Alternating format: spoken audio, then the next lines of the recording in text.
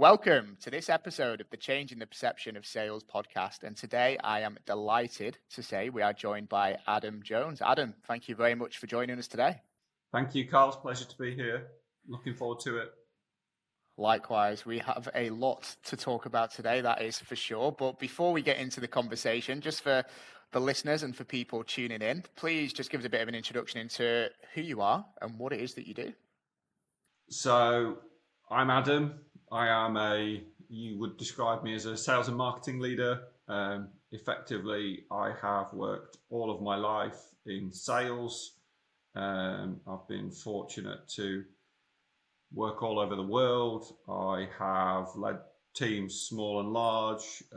Currently the Chief Customer Officer for B2W Group and a non-executive director, sales strategist for Three Thinkers. So yeah, that's me.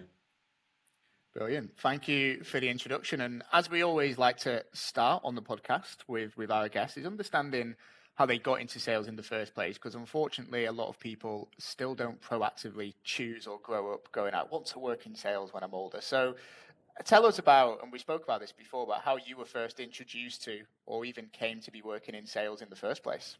Yeah, I think it's a long-winded story, so I'll try and bring some brevity to it. But effectively, I left school shortly before I did my A levels. I was enjoying life as a young man, living for the weekend. Felt that I wanted to make my own way in life, and that school wasn't really serving me with what I needed. So I went to, I left home, got a flat, started working the night shift at Morrison's, a supermarket.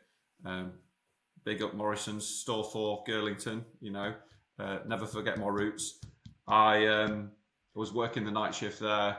I was probably about a year and a half in, and I can vividly remember sitting there one night. The way a supermarket works is that, broadly speaking, there's lots of restocking of the shelves during the day, but all of the deliveries and large goods are replenished overnight. Probably a team of between 4 to 7, 10 people, depending on the size of the store. I was there one night in the canteen at sort of 3 o'clock in the morning. That's lunch break if you're on the night shift. And I was just chatting to the guys. They're my age now. They were all my age now. I was the youngest there by far. I was literally, just old enough to do the night shift. And I was saying to them, how did you guys end up here? I'm not here for, this isn't my career, this isn't my life. I'm just here for a good time and a short time, and then I'm gonna get on. And their response to that question was very much, the same as you, Adam. We came for a short job, for a summer job, and we're still here now. And I was like, oh, shit. I need to. I'm looking at myself in 20, 25 years time if I don't do something deliberately different now. So I went to sort of cap in hand back home. Spoke to my old man. I said, look, I need to, I've made a mistake. I need to go back into education. I need to go and pursue a career. Obviously I didn't have any A levels, so I had to take myself back through a HND conversion route with the plan of getting myself onto a sort of graduate management program. Did a hospitality management because in my mind I was going to own a bar or a hotel. I was going to live the life that I was living now, but through work. Studied that, converted that from Preston College to UCLan. Big nod to the UCLan massive. Got a 2-2 in hospitality management, and really, Kyle, really, I was a bad student. I was not good. So I think 2-2 was probably quite generous. Anyway, I started working a little bit in hospitality, realised that this isn't for me. Everyone's having a good time while I'm working. This isn't quite, I've not really thought this through. So I started looking for work, and I started trying to get onto graduate management programs. I started trying to, get into the big corporates, started trying to get into banks, financial institutions, you name it. I was trying to get those roles.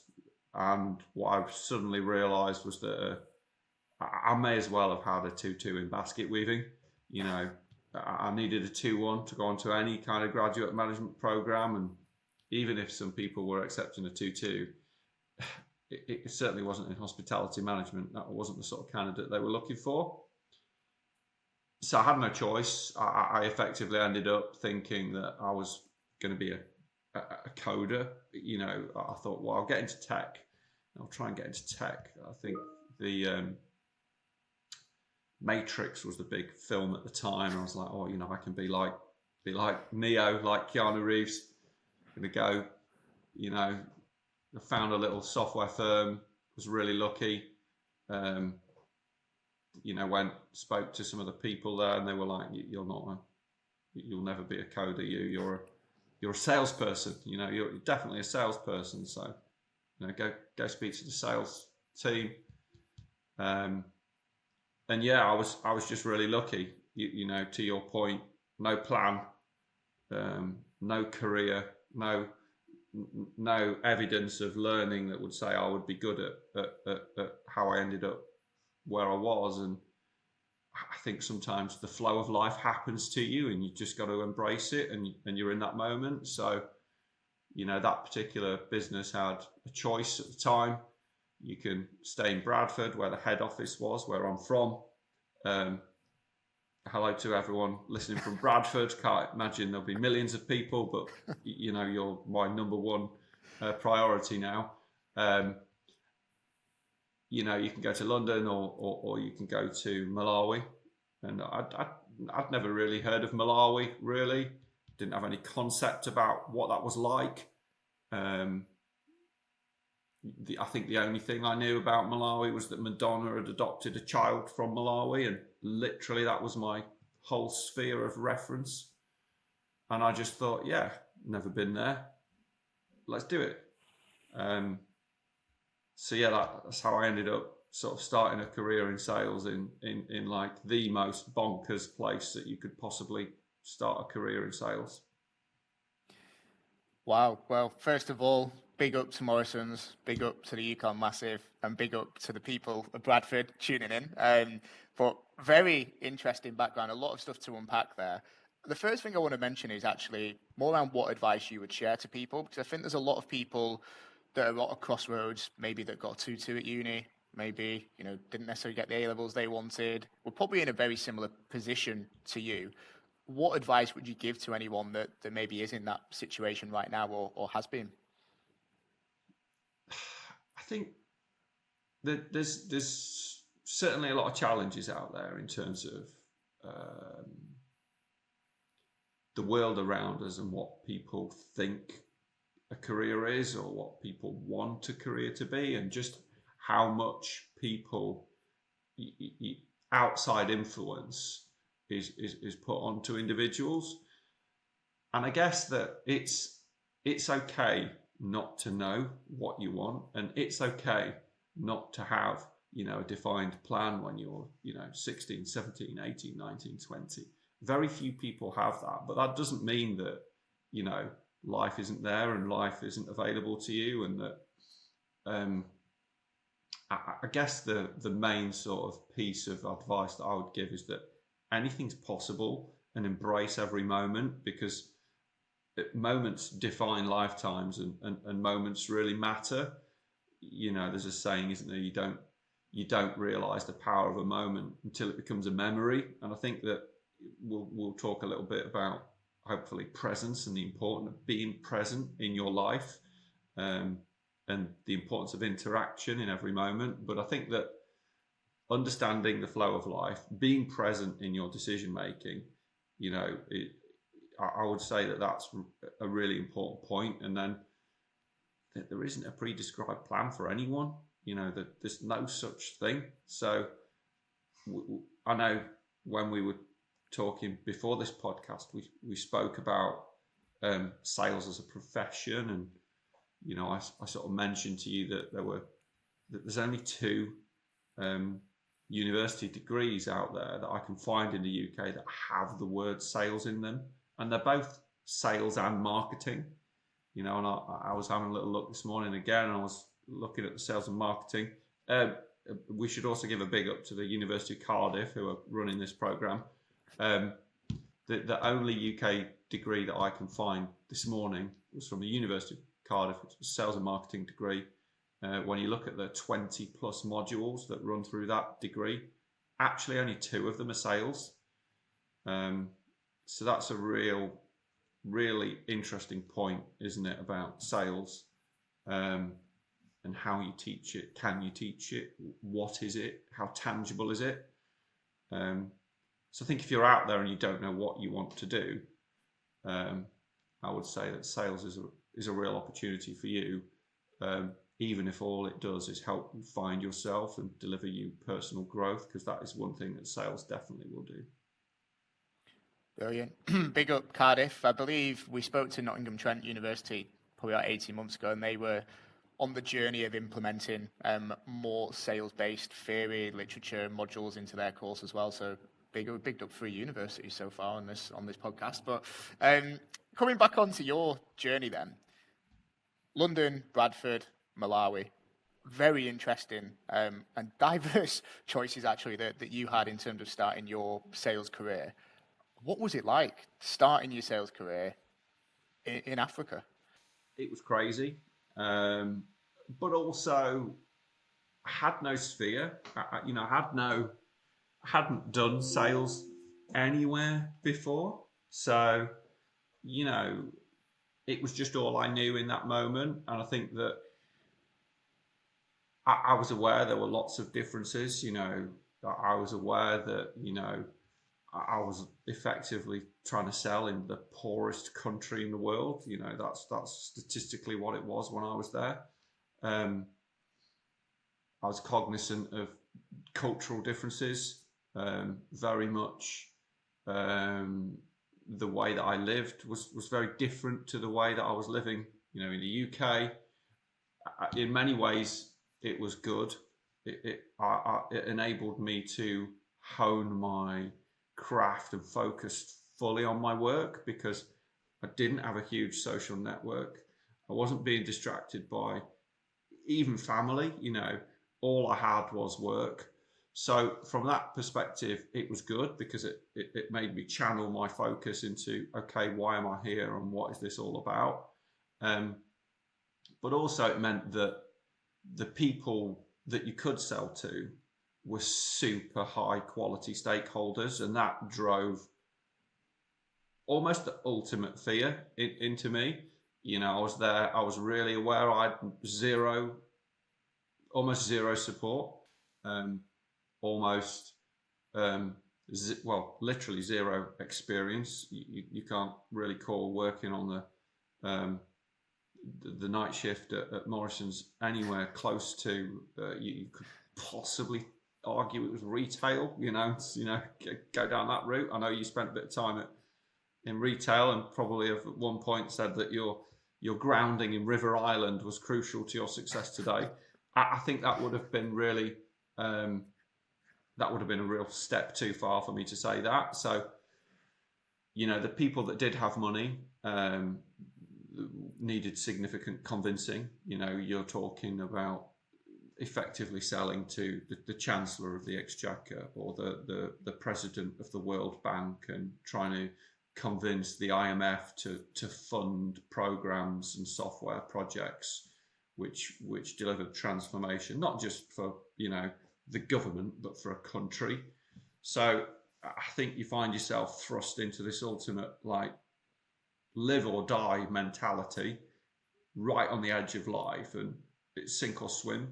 And you're the only one with arms and legs. You're the only one that can make the strokes. You've got to swim. So I think from that perspective, it was enthralling, exciting.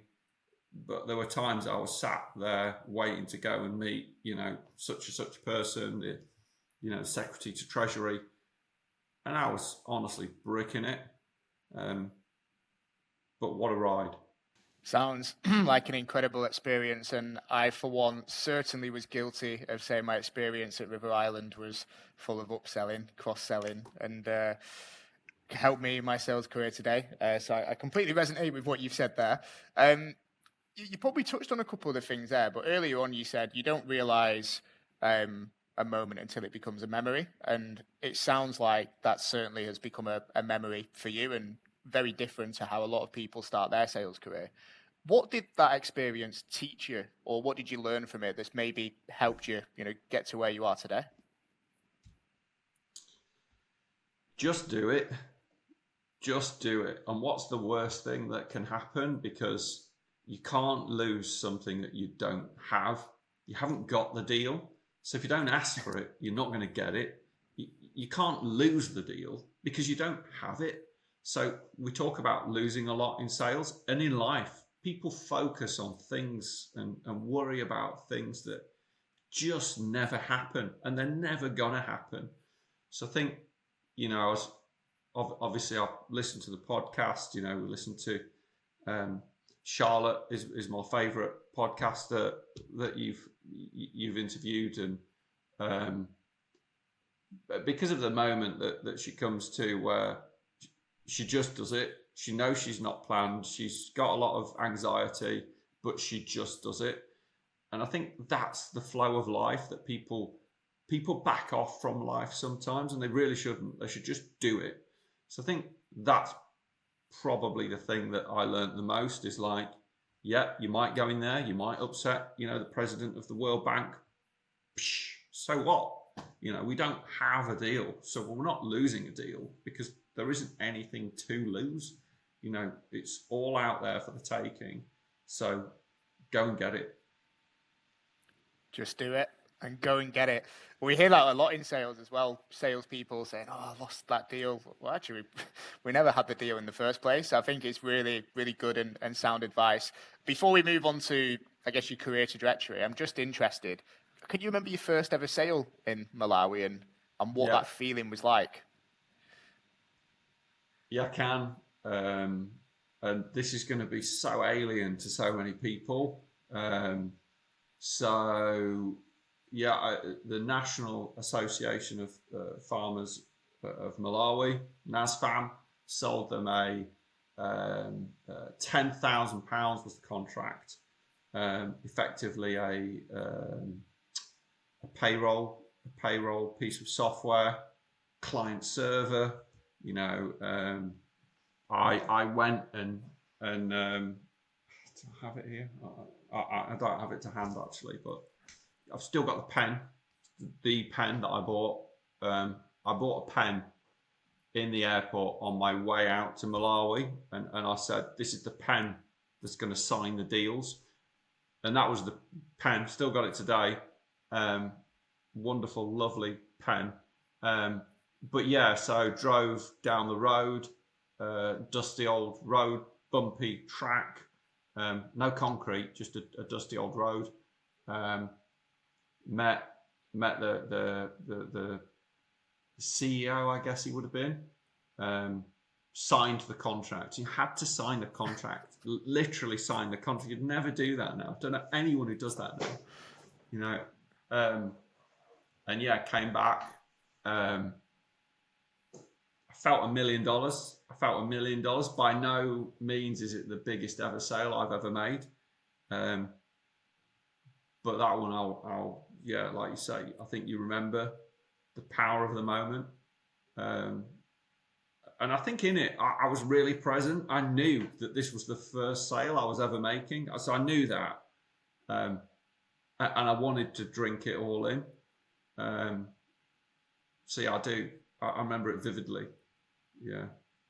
Vivid was going to be the word I was going to use, and you mentioned like the pen, the dusty old road, like, and can really remember it.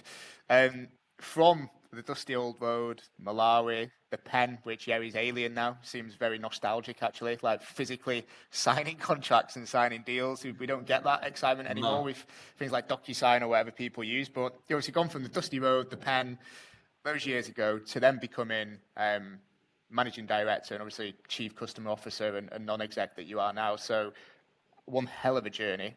what have been kind of the key highlights, or maybe how you've got from that initial point in Malawi to, to where you are now, really? Well, it's been full of highlights. I think it's been full of moments, both good and bad. I think we've got to. Everyone would like to reflect on all the glory, but I think I can remember some moments that were really bad, really challenging, and I think you have to respect them. You have to feel those moments, and I remember going on a call with when I was the managing director at my previous role, I had a call of 7 or 8 directors, sales directors on the call. We're managing teams. The team size is like 150 plus. Our targets are literally tens of millions a month, and that we'd had a really challenging month. And I think you miss the target by 10%, you're missing it by like 2.5 million quid, which is a lot of money. It can feel a lot. It's percentage points, but it's big numbers.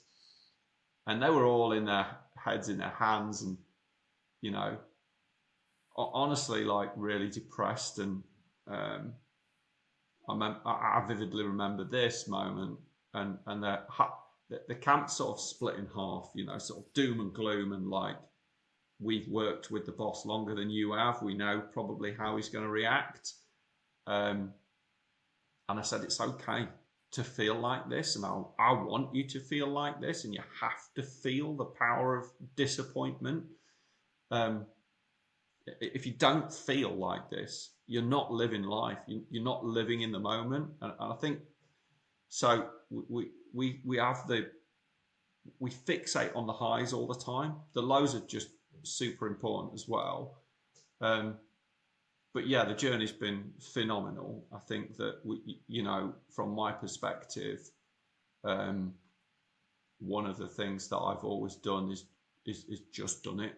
And there was always a lot of within QA, which is where I used to work, a great business, phenomenal business. There was always a lot of salespeople, 400 something salespeople across the business, and we'd always had a similar type of leader. We'd always had a similar sort of prototype in the boardroom, going to board meetings. No one had ever made it to the boardroom from what I would say carrying a bag. And I think that what that took for me was just the constant drive and change and challenge and transformation, and embracing the, like, Richard Branson would just say, screw it, let's do it. There's lots of advice out there, isn't there, about if you don't know if you can do the next job, screw it, find out doing it, And what has it taken? Hard work, long hours, but also like just throwing yourself at it fully, living in every moment, learning, reflecting, seeking feedback, and also like the support of everyone around you, knowing that salespeople, your team, the people that work closest to you, the business want to work with you and want sales to work. I think knowing that and working with them, involving them in that process is really important. So I don't see it as my journey. I see it as everyone's journey, because if sales grow, the business grows, the opportunity for everyone enhances.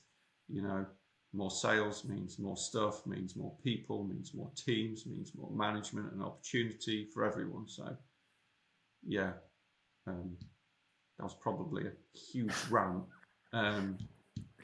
It was good. You're in the flow of life and in the moment, Adam. So we can't complain at that at all. A lot of good stuff there. The things I really took from that was just the screw it, let's do it. Just put yourself in those situations and work hard, and feedback as well. And we'll come on to feedback a little bit shortly when we talk about coaching and development. And before we come on to talking about how we met, which I really can't wait for. I'm sure you're the impression I get is you're going to be really humble about this, and you've probably touched on a few things there, but a lot of people working in sales will aspire to get to a director level position. And if you look at your example, you're in a business where thousands of people work there overall, 400 in sales, but a huge business.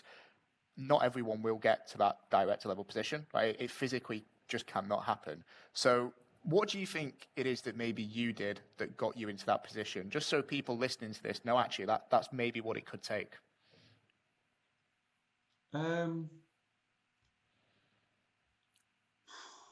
It's a good question. And I guess people have gone on that journey with me. You and I both know some people that started out as sales reps working alongside me that are now sales directors, sales leaders. And I think that we have a common mindset, I would say, that sort of focuses on we have them, we've replicated them now, and we carry them as our culture in sales at B2W Group, and throughout the business, I'd say generally. I think we're lucky in that environment because, what we do is, we deliver learning, we deliver skills and opportunities for our customers and clients every day. So we're in the ether of learning and self-development anyway, but, we talk about a growth mindset. We talk about, high performance mindset. We talk about discipline and being disciplined, not the sort of naughty step version of discipline. I think what it takes to be a leader in sales is and actually as a sales professional is extreme ownership, and I mean extreme ownership. We've spoken a little bit about presence. That's really important. A winning mentality, having fun. Really, and I mean it, having fun is super important, not just in sales, but in life. And then the attitude of action, just do it, just do something, I talk about progress, not perfection, and the pursuit of perfection and waiting for things to be perfect. Actually, that's just procrastination. That isn't waiting for the right time to strike, because that right time will never come. And so, yeah, I think those are the things that we talk about all the time in sales, and that's deeply embedded in our culture at B2W Group. Love it. And I love how the answer again was actually more around just other people and generally speaking what people can do, because it kind of helps us in changing that perception of sales, because a lot of people might think someone that's got to a director position will just say about how great and amazing they are, which I'm sure you absolutely have been, Adam. But I think it's really good to see that you're recognising everyone else around you as well that's kind of helped you get there. Right, should we do it, Adam? Should we? Who would like to? Do you want to set the scene of how we come to know each other, or shall I set the scene? Why don't you do it? And let's see how we both remember it. And I think what's important for everyone out there is we spoke a little bit about this before, didn't we? But we agreed not to speak about it because we want this to be genuine and live. So it'll be really interesting. This is the most excited bit for me because this was some time back. So you set the scene. Go on. I'll set the scene, and then before I share any thoughts or opinions of my memory, we'll cut it there. So for everyone listening, then, how Adam and I have come to know each other, probably 2 years ago, not far to the day. I remember in our office, just probably a stone throw away from there, we can see it. I called Adam out of the blue. Put it this way, the call probably didn't end as well as we would have liked, but that is how Adam and I are on this podcast today and have worked together over the last couple of years. With regards to why the call maybe didn't go well, would you like me to kick off, Adam, with maybe my thoughts and memories of that moment? I think so, yeah. Please. Okay. So my thoughts and memories of the moment, I do remember it pretty well. However, maybe not as well as I should do. And it comes down to your living in the moment and being present, which I was probably lacking a little bit on that call. So my memory is I called you out of the blue with a usual permission-based opener. I was calling on your personal number. and you were expecting a call on that number that obviously wasn't from a salesperson like myself. My immediate thought process and reaction, clearly the incorrect one on reflection, was probably lacking in any sort of empathy and understanding of your situation. And I perceived it at the time as probably a fob off. Dewey here, this is my personal number. I was expecting another call. I'm about to go into a meeting. So what I probably misread in the situation was tonality, which we've learned over the last couple of years is so important. And I probably missed the line between actually this is genuine versus this is just a fob off. So my reaction or thought process was, this is just a fob off. I'll continue to try and pitch or continue the conversation anyway, of which went down like a lead balloon. We ended the call, and then there was subsequent follow-up, which I'll probably talk about afterwards, because I think it's a good lesson for people as well, that calls will go badly in sales. But that's my recollection. Adam, how does that match up with your thoughts at the time? I think for me, and I think this does and will come down to presence, maybe. So I think you're right. So my recollection is this: I was at work that day, but I probably shouldn't have been at work that day. I was waiting for a call from the hospital, and it's very rare that I answer my mobile phone that you'd rung me, my personal mobile phone, and I thought, oh shit, this is probably the hospital now. And I answered the call. You gave me a permission-based opener. I said, look, and I think the bit that I remember is you saying, have you heard of us? Have you heard of Prime? And I said, yes, but I can't talk about that now because I'm expecting a call from the hospital, and I'm in and out of meetings all day. The only reason I've answered this call is because of that. And you said, my recollection is that you went, that's great. What do you know about us, Adam? And I was just like, fucking no. I've just told you, I'm waiting, Jesus, God knows, is my mum going to die? Is, someone's head fallen off? What's happening in the world?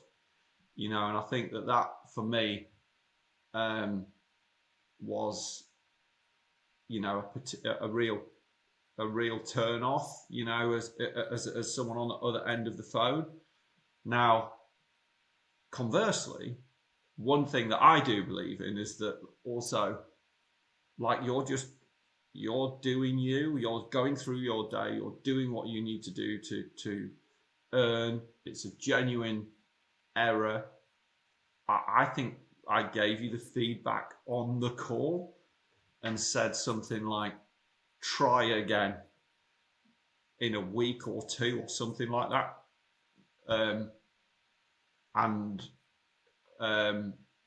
One thing that always used to happen when people used to cold call me is the whole sales floor would quieten right down and they'd be like, oh shit, someone's going to cold call the boss. And like, I actually love to be cold called, like doing it well, doing it right.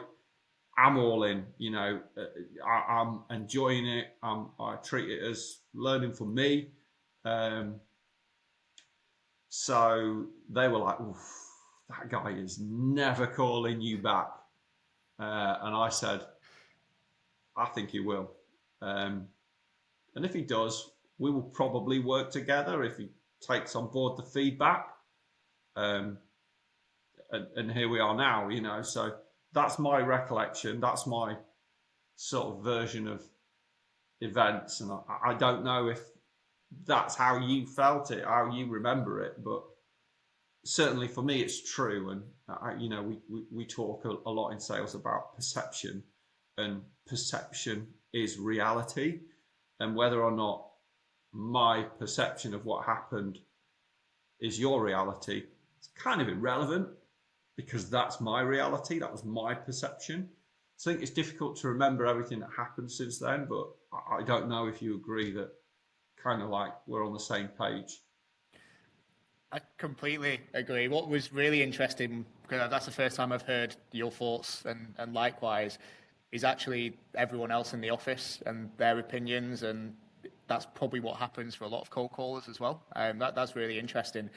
Yeah, I agree. We were at an event last week, and we brought up this topic along the lines of you will make bad cold calls, and you just need to own it sometimes and improve and take on board the feedback. And my recollection of what happened afterwards is, I think I followed up with an email acknowledging my faux pas and where I'd gone wrong, and you then shared your work mobile number and said try again, which I think subsequently I probably did try to call you 3, 4, 5 times to no avail. So then I sent you a voice note on LinkedIn, I believe, with a bit of a pitch as to why I was getting in touch, and then that's when we set up a meeting off the back of it. So I think they were the events that followed. But you talk about moments earlier. It was a moment for me which I remember quite a lot, quite vividly. And where I went wrong in that call, and lessons for anyone listening to this, is the problem was it was all about me. I wasn't really paying any attention to your tonality, your situation. For me to say, you've heard of Primer before, for me to go, oh, that's great, even though you've just said now is not a good time.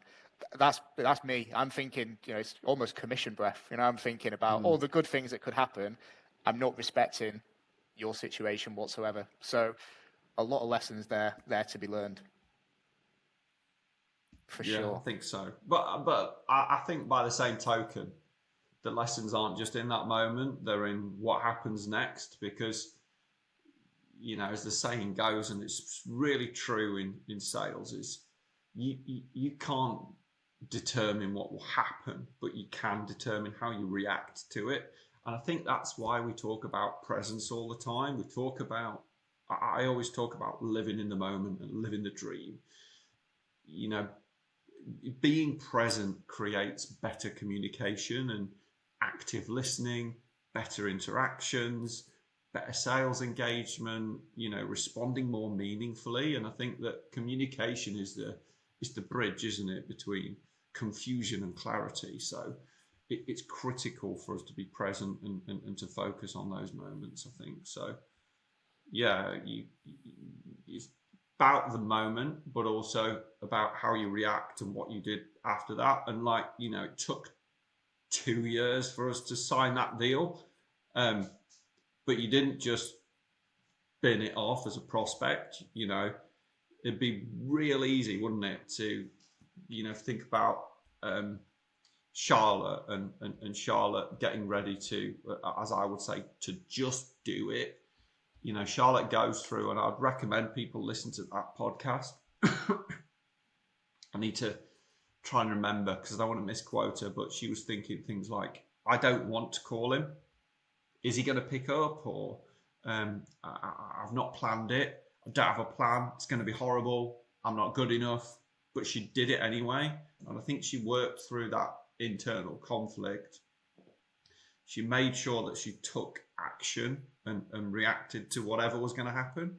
And I think, you've done that. So I think it's not just about one bad cold call. Actually, it's really memorable for me, and I kind of like the fact that you picked yourself up and cracked on with it and didn't give up on us, because sales is a relationship, and this is a relationship. So, I was really grateful that you didn't give up on us, Kyle. Likewise, and we wouldn't be here today if we did give up. But no, it's true, and it's something we share with our team, and generally people looking to get into sales. Is just dust yourself off. Things will go wrong, and like you said, it's all about how you react. But again, it's interesting. Everyone in your office going, "Oh, that person won't call back again." And in our office, it was like, "Oh, that didn't sound like it went well." We were doing it. We were doing a cold calling power hour, a couple of hours at the time. I was like, yeah, that was not a good call, but we're still determined to follow up because we genuinely believed we would be able to help the business at the time. I think we were kind of relentless in that pursuit of knowing we needed to have a conversation. We just probably needed to improve how we did the first interaction. While we're on cold calling then, Adam, I thought it'd be worthwhile doing some do's and don'ts, maybe based on that experience as well, because I've certainly learned from that particular moment. What are your do's when it comes to cold calling? I think authenticity is really crucial for me. I think bringing your whole self to the call, so I'm always an advocate that the there can be a framework, but not a script, so you can have a framework to work to and think about what you want to get out of it, but certainly not a script. You need to be able to bring some of yourself, some of your character to the moments. And, if you can make someone laugh on a cold call, I guarantee that's going to work for you and it's going to work for them. Now, I'm not saying, go in and, Tell a load of horse jokes. walks into a pub, like why the long face, that kind of thing, not that sort of stuff, but I mean just like genuine human connection. You don't get it in emails. You won't get it in a. I know that like lots of people like pushing, video messages and voice notes and things like that, but you're not going to get it other than that sort of in the moment of a cold call. So bringing yourself, bringing your authenticity, your whole self to the call, I think is really important. What are the don'ts? There's a lot. So many. But yeah, I mean, you will receive cold calls. What's the big turn off for you? What would you say is not a big no-no? A big no-no. This is a difficult one. For me, it's like you said, not being in the moment. So the amount of cold calls we've received, we do get a lot. It's actually not as many as you think, though. So my first bit of advice is, like you said, just do it. The perception that the people you're calling are getting, inundated with calls every day is probably not actually as many as you think. So step number one, I would do it. But the don'ts for me is it sounded scripted. So I actually had one yesterday, and the points and what they were saying, the content was okay. The delivery, in my opinion, was way off, and that's because I believe it was probably just being read off a script. So for me, that is a don't. You don't want to be monotone or whatever it may be. Another don't for me, and how do you kind of explain this or make it more tangible, but is when that call could have been for anybody. So making a call at least somewhat relevant or meant for that person. So if I get a call that I know could have been just for the next person with nothing different about it whatsoever, that for me is also a little bit of a turn off. And then not listening, which I clearly didn't do 2 years ago, but not listening. So if we say something at the end of their pitch or we give an answer to the question, you feeling like they're just going on to their next question without actually listening or understanding what it is that you said. So there'd be a few turn-offs for me. What about yourself? So I want to remain in a sort of positive mindset. So I'm gonna sort of talk about what I want people to do rather than what I don't want them to do. But you'll be able to get the sort of no's from the yeses, if that makes sense. So I think, like, I really like humbleness. I really like people who approach things with sensitivity, and that actually use words in the right way. I'm always a bit concerned if someone says, "I know for a fact, Adam, that we can help you." I'm like, I don't think you do, because you haven't done a need exploration. You don't know what pain points I've got. You don't know budget, authority, etc., all the usual stuff that we would like to talk about. So what I actually quite like is some humbleness in understanding that this is the start of a journey, and that you can have conviction that you think you might be able to help me. And so that's something that I'm really passionate about, is that you are humble in your approach. You can have conviction and still be humble.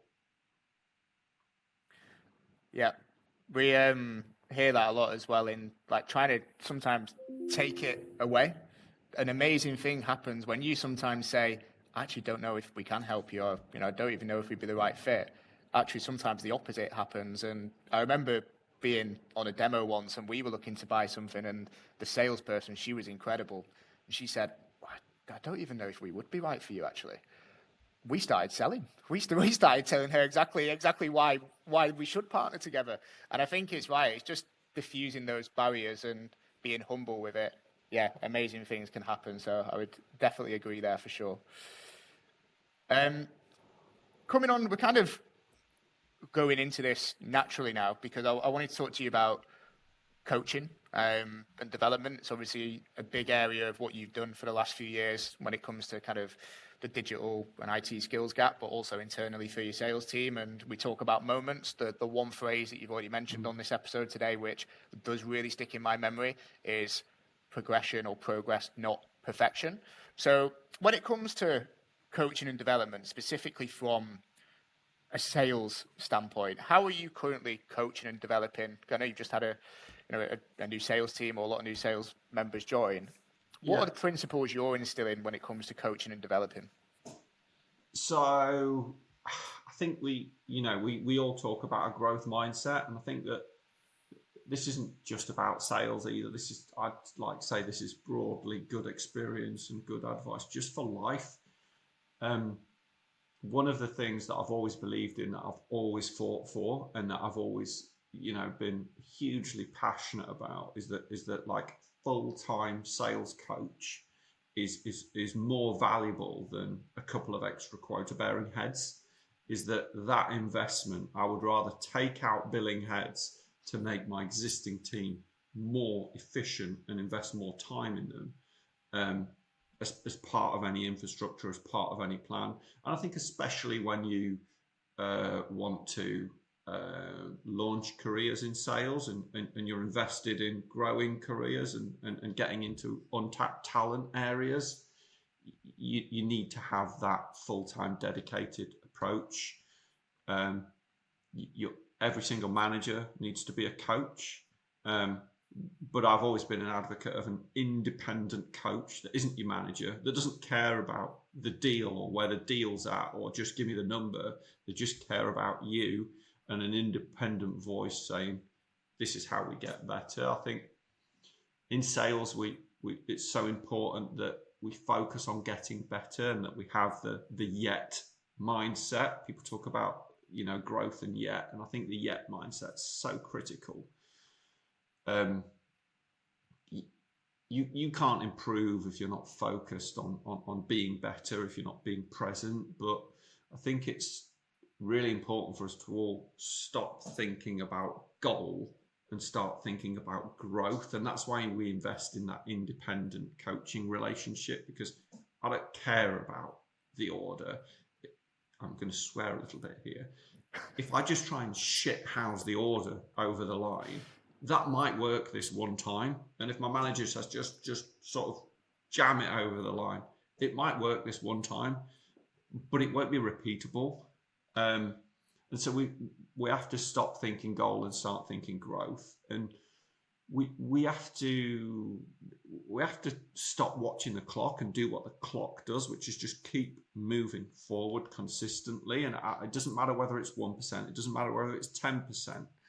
It's progress, not perfection, that we're in the pursuit of.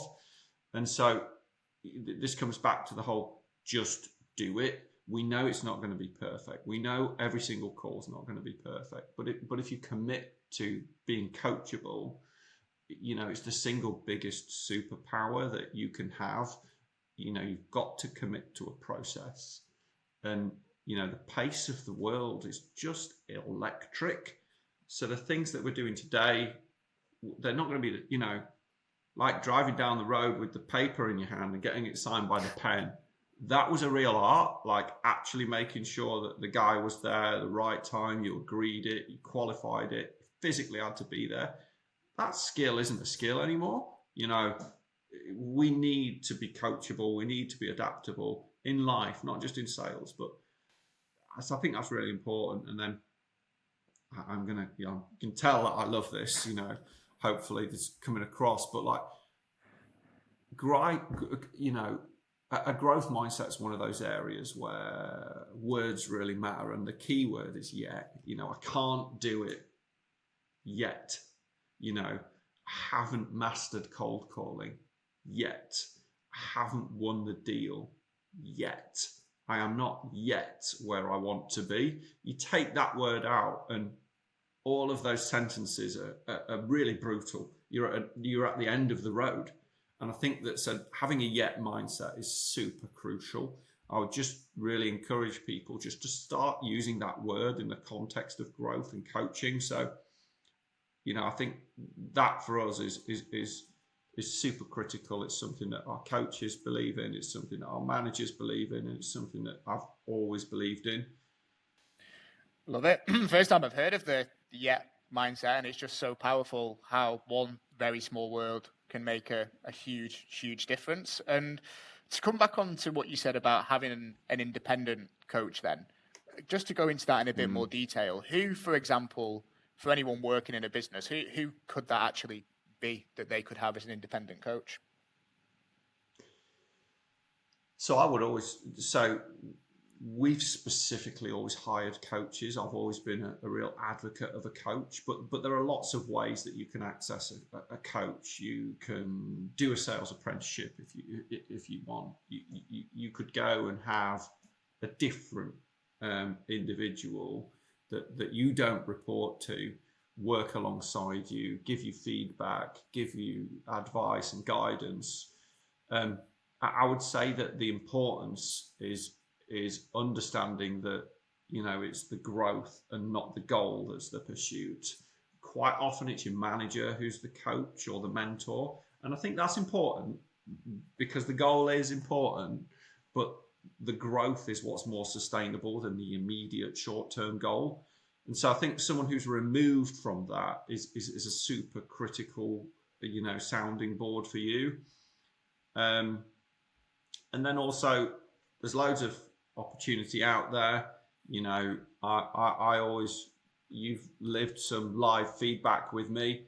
If anyone has my number, if anyone wants to cold call me, and if anyone wants me to give them feedback, I'm here. There's lots of opportunity out there. I think, if you want to get advice and you're in that mindset. But for me, someone independent from your manager, someone who you trust.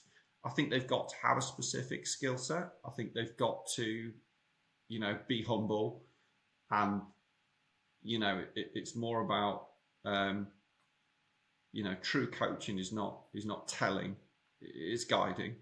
So I think that's a really important point, is that you need to be told that you have to work on yourself rather than just told what to do. Really, really love what you were saying there, and I think that from an independent coach perspective, if you're fortunate enough to have one in your business, utilize them and get as much out of them as you can. If not, there are still plenty of other people that you can utilize outside of your manager for kind of coaching, guidance, and support. The one thing we've spoken about a lot today is the art of being present, which I lacked a couple of years ago, but the art of being present. And I agree, I think more people need to do it. And there are more distractions in life now than there probably have ever been before. To try and get in more of the how would you advise people to be more present? Because I think it's easy to be said, but actually can be quite difficult to action. Yes. Okay. So I think there's a couple of different things actually that lead into being present, and there's probably two things I want to talk about maybe a little bit in terms of how you become present is more about actions and habits. To your point, it's really easy, isn't it, to just be like super distracted. I don't know how often I'm in the office, even now, and I walk past people there scrolling on Twitter while they're on the phone to people, and I'm like, that's not 100% present. That's passive. So I think one of the things we talk about all the time is extreme ownership, and another thing is discipline. And so I think I want to talk about those two things. I'd feel like I'd left the platform that you've generously given us without really talking about two really important parts of the process. So I think discipline is really important. I'm not talking about being told off or the naughty corner, or like in our house we have the naughty step for the kids. I'm talking about doing what you need to do even when you don't want to do it. And I think that discipline and habits are really important. Discipline because I've been at some times in my life, and the guys will laugh at me because we had a generational moment when I talked about the sickest day of my life. Sometimes motivation, I feel motivation's overrated. Motivation's overrated because sometimes you need to turn up, but motivation doesn't turn up with you, and you still need to do it. And to our earlier discussion, life is about moments. And, if I don't deliver just because I don't feel very motivated today, that moment's gone. I can only meet the president of the World Bank once because he's here in the country at that moment in time. And the reason why I talk about the sickest day of my life is the younger generation that we were talking, I was explaining this process to them. They all thought I meant the sickest day of my life, as in, it's a brilliant day. I met the head of the World Bank, gave me the go ahead for the, the funding, and woo, what a jolly life. And I was talking about how ill I was, and I was desperately ill. But that was the only time that I could meet that individual, and it was the discipline of knowing that I'd shown up and I'd gritted it out and I'd done it before that meant I went to that meeting. If I didn't go to that meeting, I wouldn't have got that order. Millions and millions of pounds worth of funding over a 5-year contract, something like 28 million quid. And yeah, life is about moments. It's about being present and about habits that you build through, a high performance and a winning mentality. And I think that we can talk about being present, but discipline in sales is really important, because you have to own that. So it's the commitment to the task. It's the unwavering focus on what we're doing right here, right now. And it's about, as I said earlier on, plan your work your plan. If you know that you've got to do 100 of that today or 10 of that, do that, and do it without the distraction in life. Disciplined salespeople, they know how to turn their weaknesses into strengths, and they block time. Crucial tasks, they block time. And that deep awareness of themselves enables them to remove temptations that derail focus. Today, one of the things that's important to me is my kids aren't here at home running around. If my kids were at home running around, they'd be in and out of here. We wouldn't be able to have this real in-depth conversation. So it was important to me, Kyle, that we had this conversation on a Wednesday or a Thursday, because both of my kids are out definitely on those 2 days. So it's understanding yourself, it's awareness, it's habit building. And yeah, so I think that's a little bit about discipline. And then the second point, I guess, is extreme ownership. It's about being accountable to ourselves and having this zero excuse mentality. Some of the people who work for me will watch this podcast and they'll be like, he's going to say it. I know he's going to say it right now. I am going to say it.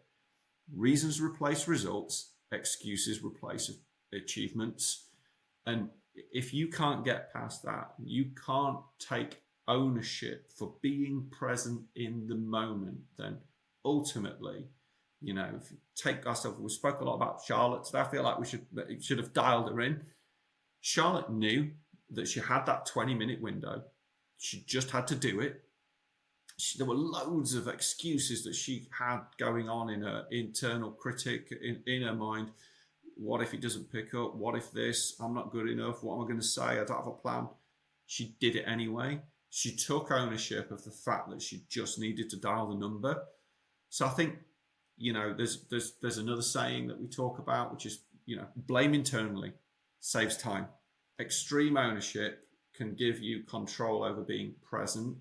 So for me, that means leading by example.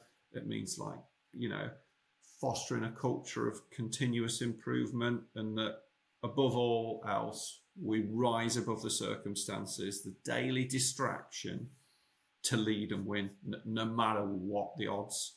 So I think that those are the two things that, like, I passionately believe can help you be more present: discipline and extreme ownership.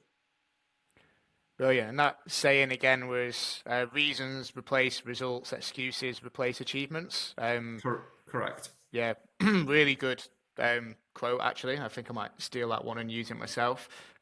With regards to Charlotte, I think we probably will have to tag her afterwards as well. She's definitely had a fair share of airtime today, rightly so. For those that haven't listened, I think the title is How One Cold Call Changed My Life. That's why we keep referencing to the fact that it would have been a lot easier for Charlotte or anyone in that situation to not do it. That would have been the easy option, but actually that achievement at the end would never then have happened or come to fruition. And I think the being present thing you mentioned around people on the phone and might be scrolling Twitter, a big bugbear for me as well is people on Zoom or Teams calls, and you can literally see that they're on the phone at the same time. It's like, you've got to pay attention to this, like you absolutely have to. I think there's a lot of actionable tips there on how to be present, because it's an easy thing to say, but actually a lot of people might not know how to do it, and I think there's some really good pointers in there. Last thing we want to touch on today, Adam, is just, you mentioned something at the kind of beginning of the episode around big up Cardiff University. The only university that has a course with sales in, and actually when you go into it, still quite limited. So in your opinion, what do you think should be, or we can all do to just professionalize sales as a career and make it more a career of choice? I think that I think it's a really challenging one, isn't it? Because when I thought about those university degrees or lack of thereof, whichever way we want to talk about it, and even when I went into the modules and was like, okay, there's three that sort of mention sales. One of them is marketing strategies for sales. And that's no disrespect to people trying to go out there. And I was like, well, what should we be teaching them? And if you think about what sales is, it's so intangible. Sales is communication. Sales is discipline. Sales is extreme ownership. Sales is like high performance, winning mentality. It's about fun. It's about presence. It's about growth mindset. How do you teach those things? You can't. Sales is successful salespeople are genuinely like high performing athletes. They understand the differences between their true selves and the narrative that people can tell themselves. And I think that, what would those modules be? Influencing and persuading. How would you teach that to a room of 50 people? It'd be really challenging, wouldn't it? So then I reflected a little bit about, maybe that's not the right, maybe we don't need a degree in sales. And I'd say that to try and come back to the question, I think that what I take great pride in, and when I look back, I look at the people that I've worked with, the people that have gone on great sales careers and great journeys, and they have this great mobility that you can see in a number of different ways, whether it's financial, their existential, their happiness, their joys, their families. And I think ultimately, good salespeople remove sales. They're good people. They're better communicators. They have more fun. They reduce external challenges. They experience less pressure and stress. People talk about the pressure and stress of sales, and there's the whole like pressures for tires, not salespeople, that kind of thing. But like for me, I think just going back to presence for one second, I think this is really important actually, is that it's easy to spend a lot of time worrying about what might happen or what has happened. If you live in the present, you will definitely become less stressed, because you focus in the moment, you focus on what you're doing here, and you're not worrying about 3 weeks from now, I've got to go to my Auntie Sheila's birthday party, and Uncle Rob's always a bit of a dick. You're not worrying about that. You're thinking about, this is life. I'm enjoying it. I'm loving it. So I don't think I've necessarily answered your question, but I do think that professionalization of sales is reflected in building better people, building better humans. And so for me, that's how I measure what we're doing around us day by day, is have we created a better person? And I always say, like, I want you all to leave. I want you all to leave B2W Group or QA or 3R, the places that I've worked before. And when you leave, I want you to just be a better person in yourself, more self-awareness than anyone else around you, and go on to a bigger, brighter future. And so I think that's what sales gives us all. It gives us the opportunity to transform our lives. And we're really fortunate, aren't we? We're really fortunate. I love it.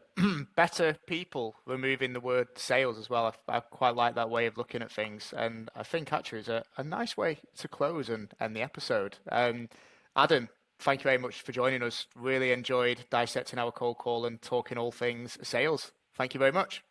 No, thank you. It's a pleasure. And hello, everyone, and keep selling. You're all doing a great job, no matter what your line manager says. Can't wait for your cold calls from the people of Bradford after this as well. Thanks, Adam. Cheers. Good. Thank you. Take care. Have a great day.